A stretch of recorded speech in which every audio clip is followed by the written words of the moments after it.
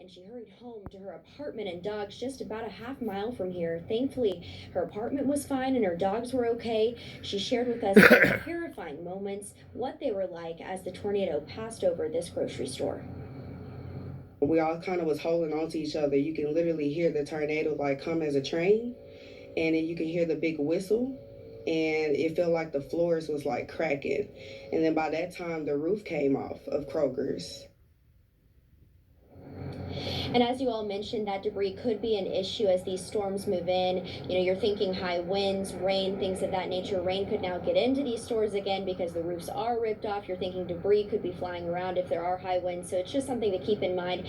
Please avoid this area unless you have to be out here, because crews will be out here again today cleaning up and restoring power.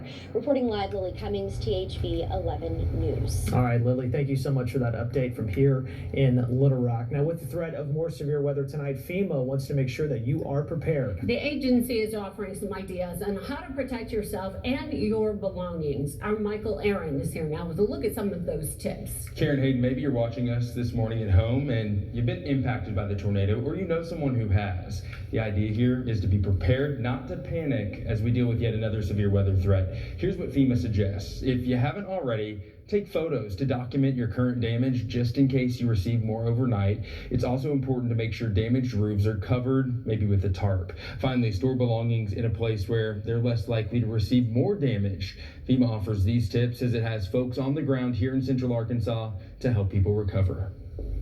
Those that need additional assistance outside of their insurance company, they can register for assistance with FEMA, and it will include things like helping to do some repairs in their home to make it livable. It can include things like replacing a damaged car. It can include things like replacing appliances. Arguably the most important thing you can do today is make sure you have a way to receive weather alerts overnight when those storms are expected. You can set those up in your smartphone settings, download our free THV 11 app, and use a NOAA weather radio. Back to you.